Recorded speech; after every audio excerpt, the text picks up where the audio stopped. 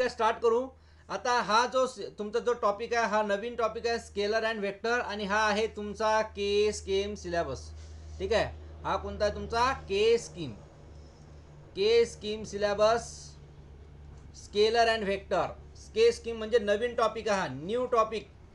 ठीक आहे, new topic for first year MSBT all branches basic science scalar and vectors unit number 1चा topic आहे scalar and vector. तर scalar and vector म्हणजे काय होते लक्ष द्या. व्हॉट इज स्केलर, पहिला क्वेश्चन आहे आपला, व्हॉट इज स्केलर. स्केलर म्हणजे काय.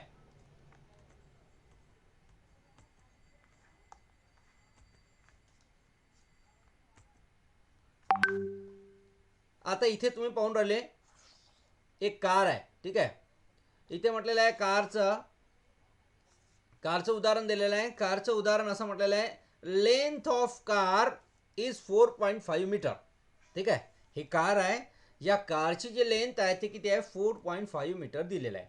मग इथं जे लेंथ दिसून राहिली त्याला आपण काय म्हटलेलं आहे फिजिकल क्वांटिटी, आणि इथे जे 4.5 मीटर दिलेलं आहे त्याला आपण काय म्हटलेलं आहे मॅग्निट्यूड. इथं कोणत्याही प्रकारचं डायरेक्शन दिलेलं काय की कार एका पर्टिक्युलर डायरेक्शननं चालली दिलेलं आहे का नाही, फक्त काय दिलेलं आहे मॅग्निट्यूड दिलेलं आहे. क्लिअर आहे इथपर्यंत. एक कार आहे, कारची लेंथ जे आहे ते फिजिकल क्वांटिटी आहे आणि त्याचं जे मॅग्निट्यूड आहे ते 4.5 मॅग्निट्यूड आहे.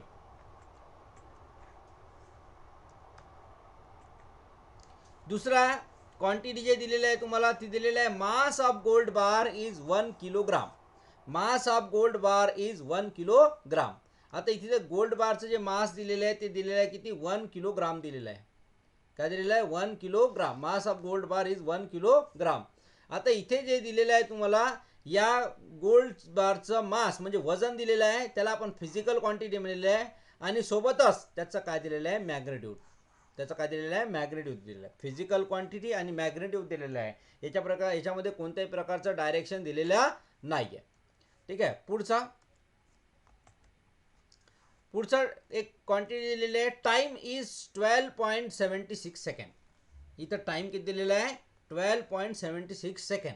मग जे टाइम आहे ते एक फिजिकल क्वांटिटी आहे आणि 12.76 हे काय एक मॅग्निट्यूड आहे. मॅग्निट्यूड म्हणजे समजलं ना, एक क्वांटिटी दर्शवून राहिला त्याला आपण काय म्हटलेलं आहे मॅग्निट्यूड म्हटलेलं आहे. तर मग टाइम इज 12.76 सेकंड हे झालं मॅग्निट्यूड फिजिकल क्वांटिटी. याच्यामध्ये कोणत्याही प्रकारचं डायरेक्शन दिलेलं नाही. तसंच पुढचं बघा temperature is 36.80 degree Celsius. Temperature is 36.80 degree Celsius. Physical quantity आहे आणि त्याचं मॅग्निट्यूड दिलेलं आहे. फिजिकल क्वांटिटी आणि त्याचा मॅग्निट्यूड दिलेला आहे. तर इथं काय आहे फिजिकल क्वांटिटी मॅग्निट्यूड याच्यामध्ये कोणत्याही प्रकारचं डायरेक्शन दिलेलं नाही आहे. दोन गोष्टी दिसून राहिल्या आपल्याला, एक फिजिकल क्वांटिटी आणि सेकंड जे आहे ते आहे मॅग्निट्यूड. एक फिजिकल क्वांटिटी, सेकंड काय आहे मॅग्निट्यूड आहे. या दोन गोष्टी ज्याच्यामध्ये आपण पाहून राहिलो. आता याच्यावरून आपण असं डेफिनेशन म्हणू शकतो. याची डेफिनेशन काय आहे ते लक्ष द्या. याची डेफिनेशन काय लक्ष द्या. स्केलर म्हणजे काय. Scalar is a physical quantity. तिथे एक फिजिकल क्वांटिटी आहे that has only the magnitude. ज्याच्यामध्ये फक्त काय असते मॅग्निट्यूड असते. याची डेफिनेशन लक्षात ठेवा.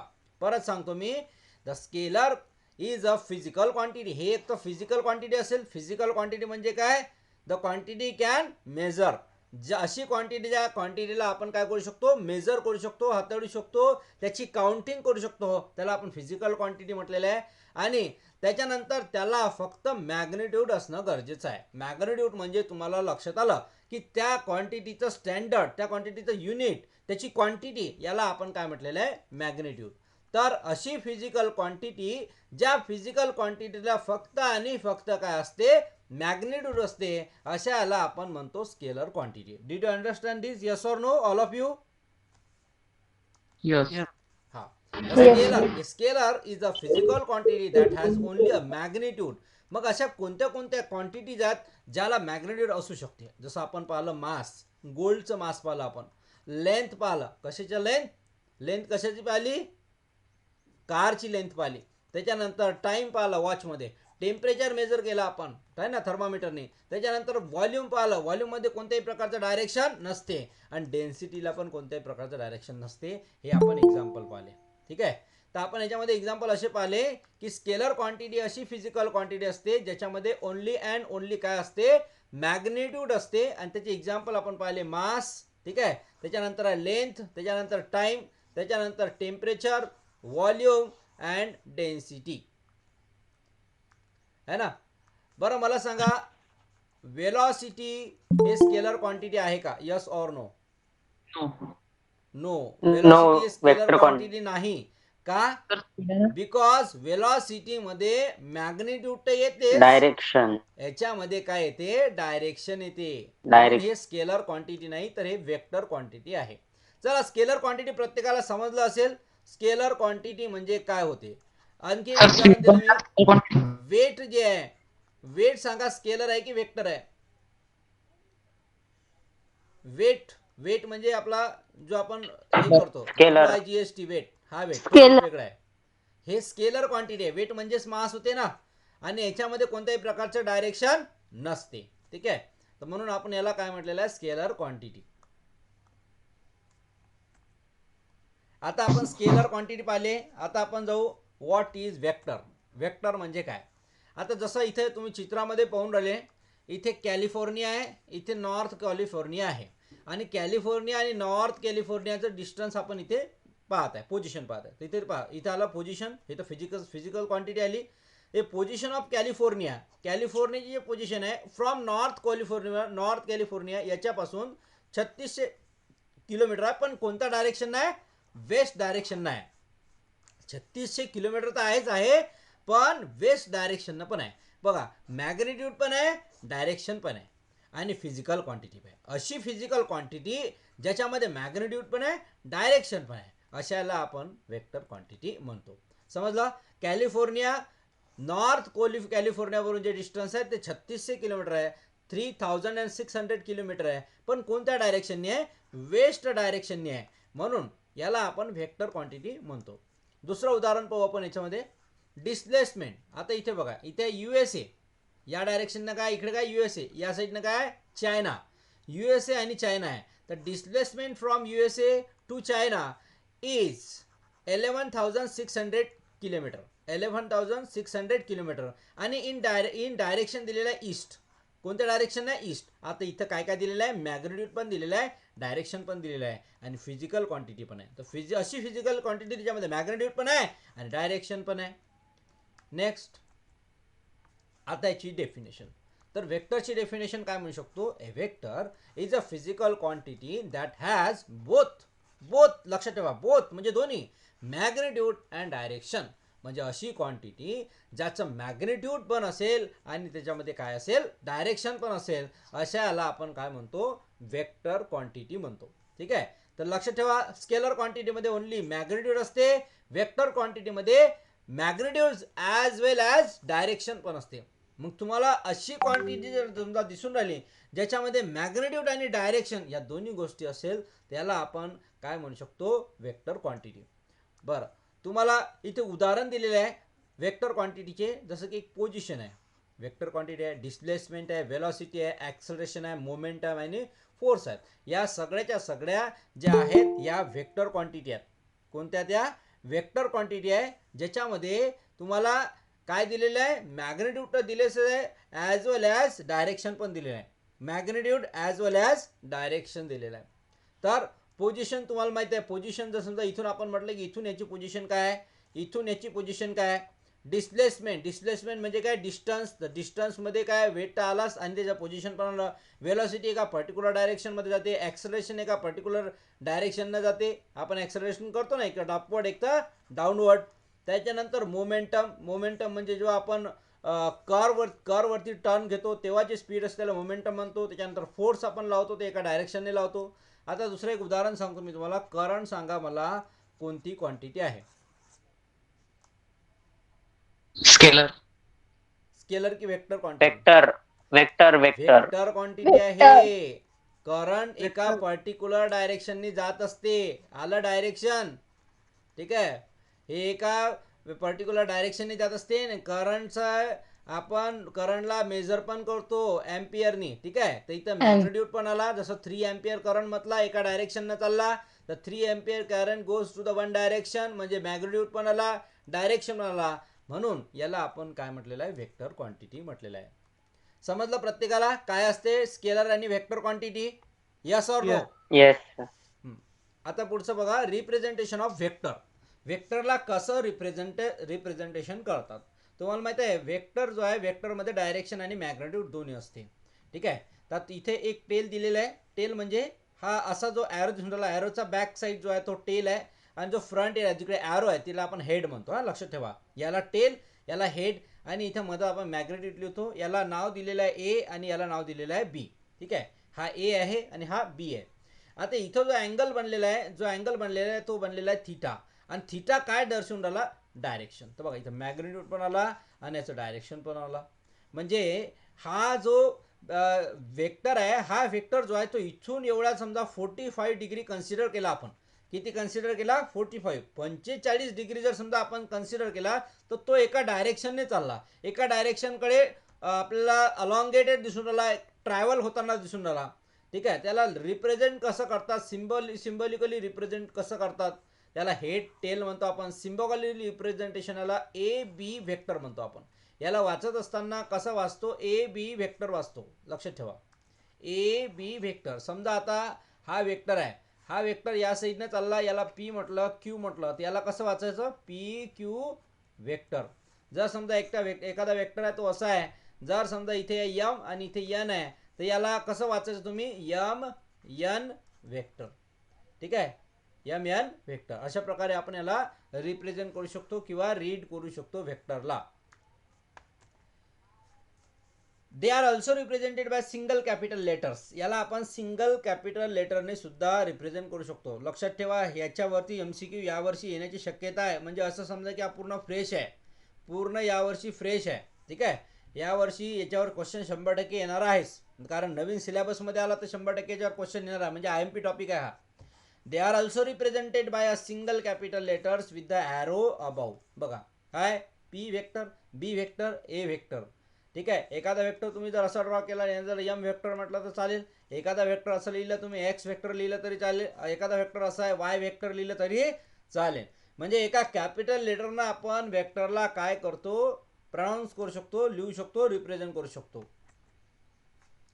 पुढचा आणखी वेक्टर दिलेला आहे. Some vector quantities are represented by their respective symbols with an arrow above it. Represent, जसं की पोझिशनला आपण आर म्हटलेलं आहे, रिस्पेक्टिव्ह सिम्बॉल जो आहे पोझिशन आर. ठीक आहे, त्याच्यानंतर आहे वेलॉसिटीला आपण व्ही म्हटलेलं आहे. त्याच्यानंतर फोर्सला आपण एफ म्हटलेलं आहे. तर रिस्पेक्टिव्ह सिम्बॉल आपण त्याच्यावरती लिहू शकतो आणि त्याला व्हेक्टर म्हणू शकतो. आता आपण पुढच्या टॉपिकवर जाऊ, टाइप्स ऑफ व्हेक्टर. स्केलर आणि व्हेक्टरमध्ये कोणाला डाऊट आहे? असं कोण आहे की ज्याला नाही समजलं? चला एक क्वेश्चन करतो मी, त्याचा आन्सर द्या तुम्ही, म्हणजे समजेल. एक स्केलर आहे, एक वेक्टर आहे. ठीक आहे, तर मी ते ऑप्शन देऊन राहिलो. Number 1 magnitude, number 2 direction. सांगा हे 1 आणि 2 कोणासाठी येईल? दोन्ही. डायरेक्शन वेक्टर साठी आणि magnitude scalar. Both are vector साठी. यस, हे दोन्ही वेक्टर साठी, कारण vector has a magnitude as well as direction. आणि फक्त इथे 1 and 2 म्हटलेलं आहे, 1 and 2, आणि इथे फक्त काय येणार, ओनली 1, म्हणजे काय, मॅग्निट्यूड. इथपर्यंत. त्याच्यानंतर याचे उदाहरण लक्षात ठेवायचं आहे, जसं की मास म्हटलं. मास सांगा कोणती क्वांटिटी आहे, स्केलर आहे की वेक्टर आहे? स्केलर. वेलॉसिटी सांगा कोणती क्वांटिटी आहे? वेक्टर. Yes, vector. तुम्हाला रिप्रेझेंट करता आल्या पाहिजे. ओके, आता आपण टाइप्स ऑफ वेक्टरवर चाललो. टाइप्स ऑफ वेक्टर काय ते लक्ष द्या.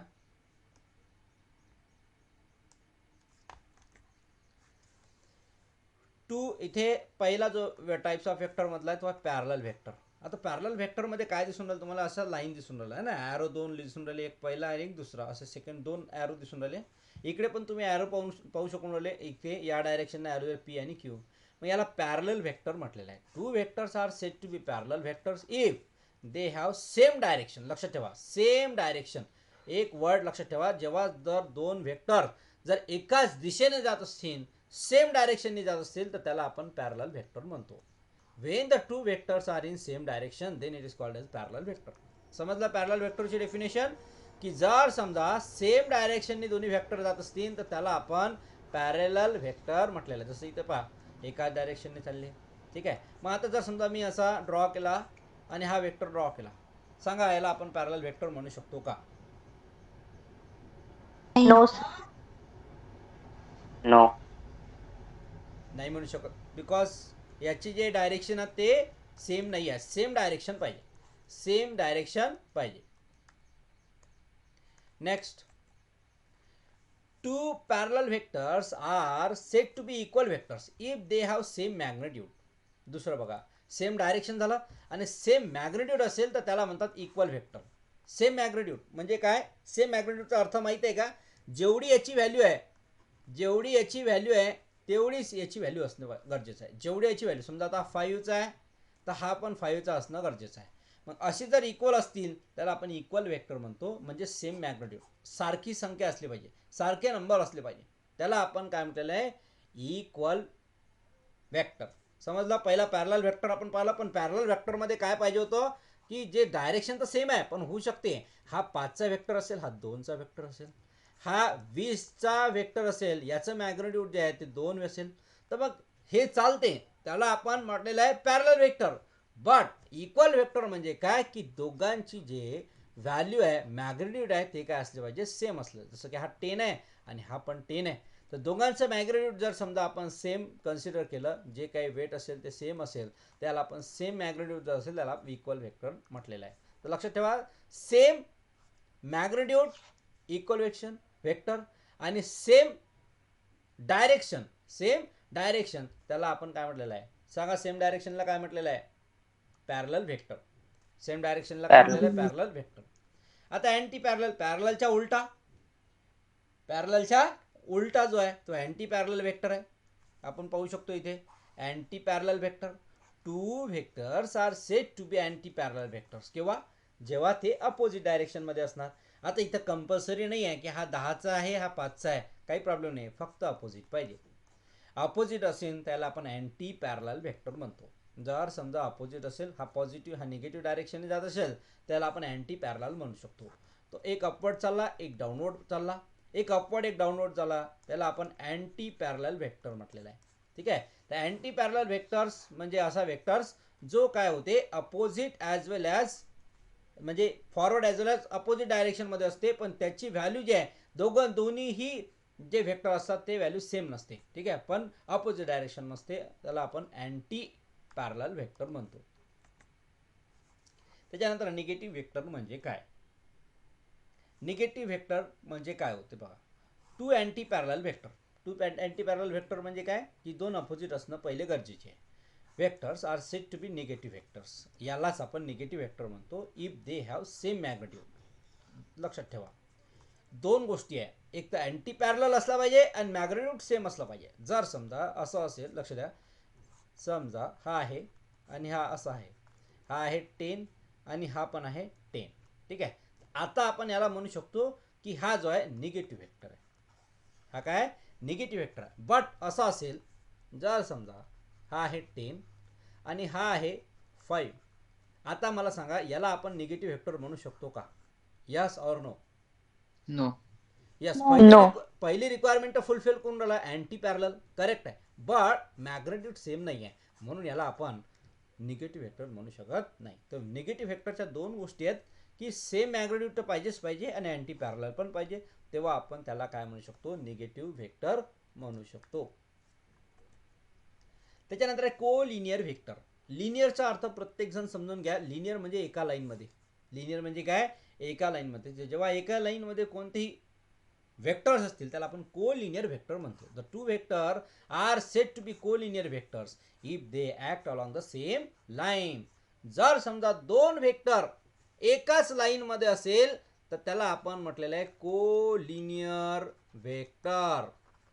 काय म्हटलेलं आहे? को लिनियर व्हेक्टर. जर वेक्टर एका लाईन मध्ये असेल, सेम लाईन मध्ये असेल, तर त्याला आपण म्हटलेलं आहे को लिनियर वेक्टर. तर बघा इथे याच्यामध्ये डायरेक्शनचं काही घेणं देणं नाही आहे. डायरेक्शन बघा तुम्ही याच्यामध्ये पाहू शकता, हा इकडे ए वेक्टर जो आहे तो या डायरेक्शन झाला, बी वेक्टर आहे ऑपोजिट डायरेक्शन झाला, but both R in same line. दोन्ही जे आहे ते एकाच लाईन मध्ये आहे, म्हणून त्याला आपण को लिनियर वेक्टर म्हटलेलं आहे. आता या तुम्ही एक्झाम्पल मध्ये पाहू शकता, पी आणि क्यू जे आहे ते एकाच लाईन मध्ये आहे, बट सेम डायरेक्शन. इथे काय दिलेलं आहे, सेम डायरेक्शन, त्याला आपण को लिनियर वेक्टर म्हटलेलं आहे. तर असे वेक्टर्स जे एका डायरेक्शन मध्ये जातात, ठीक आहे, किंवा एका लाईन मध्ये, डायरेक्शन नाही म्हणू शकत, एका लाईन मध्ये सेम लाईन मध्ये असेल, तो कोणताही असो, सेम और ऑपोजिट, त्याला आपण को लिनियर वेक्टर म्हटलेलं आहे. रिपीट करतो, two vectors are said to be collinear vectors if they act along the same line. If they act along the same line. त्याच्यानंतर coinitial vectors. Coinitial vectors आहे. को initial वेक्टरचा अर्थ असा होते की एका पॉइंट मधून सर्व वेक्टर निघतात, ठीक आहे. जसं की टू और मोर vectors are said to be को इनिशियल वेक्टर. को initial vectors if they have common initial point. सर्वांचा इनिशियल पॉइंट जो आहे तो कॉमन आहे, म्हणजे इथूनच सर्वजण निघून राहिले है ना. जेही काही वेक्टर्स असतील, ए बी सी डी जेवढे वेक्टर असतील, यांचा कॉमन इनिशियल पॉइंट आहे, सोर्स पॉइंट सेम आहे, म्हणून याला आपण को इनिशियल वेक्टर म्हणतो, ठीक आहे. को इनिशियल वेक्टर पॉइंट म्हणजे काय, की जे एका सोर्स पासून निघून राहिले, म्हणून त्याला आपण को लिनियर वेक्टर्स म्हणतो. त्याच्यानंतर को टर्मिनल. को टर्मिनल म्हणजे काय, जेवढे पण येऊन राहिले ते इथंच येऊन टर्मिनेट होऊन राहिले, म्हणजे इथे येऊन त्याचा काय होऊन राहिला, एंड होऊन राहिला. जे काही वेक्टर असतील इथे थांबतील, वेक्टर असतील इथे थांबतील, वेक्टर इथे थांबतील, याला आपण को टर्मिनल म्हणतात. आता तुम्हाला माहित आहे, मुंबई जो आहे त्याला काय नाव आहे, सांगावर मुंबईला काय नाव आहे, कोण सांगू शकते. मुंबईचं नाव काय, रेल्वे स्टेशनचं नाव काय, मुंबईच्या railway Chhatrapati Shivaji terminus. Yes, Chhatrapati Shivaji Maharaj terminus. Terminus म्हणजे काय, जिथं काय होते, एंड होते, ठीक आहे. टर्मिनल म्हणजे काय, जिथं काय होते, एंड होते, जिथे ज्या एंडवर ट्रेन जाते तिथून परत पलटून वापस येते, याला आपण टर्मिनल म्हटलेलं आहे. म्हणून इथं जो आहे हा एक टर्मिनल आहे, की इथे जसं ट्रेन मुंबईला एका स्टेशनवर जातात, तसे हे वेक्टर्स जे आहेत ते एका स्टेशनवर चालले, म्हणजे एकाच पॉईंटवर चालले. जिथे कॉमन टर्मिनल पॉईंट आहे त्याला आपण को टर्मिनल वेक्टर म्हटलेलं आहे. त्याच्यानंतर आहे को प्लेनर वेक्टर. को प्लेनर वेक्टर म्हणजे काय होते, एका प्लेनमध्ये, सेम प्लेनमध्ये, जसं एक कागद आहे, ठीक आहे, कागदाचा तुकडा ठेवला आपण, ठीक आहे. या कागदाच्या तुकड्यावरती आपण जेवढे काही ऑब्जेक्ट ठेवले असेल, रबर ठेवला, ठीक आहे, पेन्सिल ठेवला, पेन ठेवला, बुक ठेवला, या तुकड्यावरती, या प्लेनवरती, याला आपण प्लेन म्हटलेलं आहे. याच्यामध्ये सगळे झालेले आहे, त्याला आपण को प्लेनर, एकाच ह्याच्यात म्हटलेलं आहे. तसंच एक हा प्लेन पेपर आहे, याच्यावरती वेक्टर जेवढे काही ड्रॉ केले असेल, या पेपरच्या आतमध्ये, या सेम प्लेनमध्ये, याला सेम प्लेन म्हणू शकतो आपण, त्याच्यात जसेही वेक्टर असतील, ज्या डायरेक्शनने वेक्टर असतील, त्याला आपण को प्लेनर वेक्टर म्हटलेलं आहे. 3 or more vectors are said to be coplanar vectors if they lie in the same plane. जर समजा सर्वच्या सर्व एका सेम प्लेन मध्ये जर राहत असतील, तर त्याला आपण को प्लेनर म्हटलेलं आहे. All vectors lie in between one plane, lie between in one plane, त्याला आपण को प्लेनर म्हटलेलं आहे. नॉन को प्लेनर म्हणजे काय, तुम्ही क्यूब पाहता, क्यूब मध्ये तुम्ही वेगवेगळ्या वेक्टर्स वरती ड्रॉ करतो, जसं इथं म्हटलेलं आहे 3 or more vectors are said to be non coplanar. Non coplanar म्हणजे जे प्लेन मध्ये नाही आहे ते non coplanar. If they are distributed in space, space मध्ये कुठेही ते चालले, असे कोणत्याही डायरेक्शनने चालले, है ना. इथे पाहिजे वेगवेगळं डायरेक्शन दिलेलं आहे, इथे ए डायरेक्शन, बी, या स्पेस मध्ये ते कुठेही चालले. हा एक क्यूब आहे, उदाहरण दिलेलं आहे, एक क्यूब दिलेला आहे, त्या क्यूब मध्ये तुम्हाला 3 वेक्टर दिलेले आहेत, ते डिस्ट्रीब्युटेड स्पेस मध्ये चालले, म्हणजे कुठेही चालले. हा समजा आता हा डिस्ट्रीब्युटेड स्पेस आहे, इकडे या स्पेस चालला, हा स्पेस चालणार, पण तो एका प्लेन मध्ये नाही आहे, तो एका प्लेन मध्ये नाही आहे, म्हणून त्याला नॉन को प्लेनर वेक्टर म्हटलेलं आहे. म्हणजे जे एका प्लेन मध्ये नसतात ते नॉन को प्लेनर मध्ये म्हटलेलं आहे, ठीक आहे. तर आता टाइप्स ऑफ वेक्टर जे आहेत आपण पाहिलेले आहे, ठीक आहे. इथून पुढचा जो आहे on the basis of effect हा वेक्टरचा टाइप आहे, तो आपण नेक्स्ट क्लासमध्ये कंटिन्यू करू. आजच्या लेक्चरमध्ये कोणाला काही प्रॉब्लेम असेल तर तुम्ही विचारू शकता. आज आपण पाहिलं स्केलर आणि वेक्टर, अति महत्त्वाचा टॉपिक आहे. आणि के स्कीमचा टॉपिक आहे तुमचा, म्हणजे नवीन आलेला ऍड झालेला आहे. ओल्ड टॉपिक्स आहेत पण त्याच्यामध्ये नवीन आतापर्यंत हा शिकवला गेला नव्हता. हा तुमची पहिली बॅच आहे ज्या बॅचला के स्कीमच्या नुसार हा सिलेबस शिकवला चालला. याच्यावरती क्वेश्चन 101% असं समजा की पक्काच आहे स्केलर आणि वेक्टरवरती.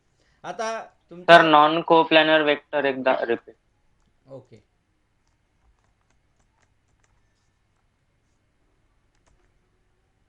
बघा नॉन कोप्लेनर वेक्टर रिपीट करतो. देर आर 3 और मोर वेक्टर्स, म्हणजे 3 किंवा 3 पेक्षा अधिक, हा एक नाही 3 किंवा 3 पेक्षा अधिक, इतर 3 और मोर वेक्टर्स, 1 2 आणि 3 असे 3 वेक्टर्स. याला आपण नॉन कोप्लॅनर केव्हा म्हणू शकतो, जेव्हा ते डिस्ट्रीब्युटेड होतात कुठं स्पेसमध्ये. आता हा समजा आपण एक प्लेन समजला, ठीक आहे, या प्लेनला कन्सिडर केलं, या प्लेनमध्ये डिस्ट्रीब्यूट होऊन राहिला, पण तो प्लेनमध्ये एकाच प्लेनमध्ये नाही, तो कुठेही चालला, तो कोणत्याही डायरेक्शन चालला. असं नाही की फक्त एका पेजमध्ये आहे, याच्या आतमध्ये हा डिस्ट्रीब्यूट नाही, याच्या बाहेर पण तो चालला, याच्या बाहेर हा चालला, सरळ सरळ दिसून राहिला, याच्या बाहेर हा चालला, याला आपण म्हटलेलं नॉन कोप्लेनर वेक्टर्स. आणि त्याच्यामध्ये एकच नाही आहे तर 3 और मोर म्हटलेले. आणखी एक गोष्ट लक्षात ठेवा, 3 और मोर वेक्टर्स, ठीक आहे, 3 और मोर वेक्टर असेल तर हा वर्ड लक्षात ठेवा, आणि तो डिस्ट्रीब्युट होत असेल स्पेसमध्ये त्याला आपण काय म्हटलेलं नॉन कोप्लेनर वेक्टर्स. ठीक आहे. तर आजच्या लेक्चरमध्ये आपण इथंच थांबू. बाकीचं जे लेक्चर आहे ते तुमचं उद्यापासून कंटिन्यू होणारच. याचा पुढचं जे आहे ते आपण कंटिन्यू करू नेक्स्ट क्लासमध्ये. ओके, तर तुम्ही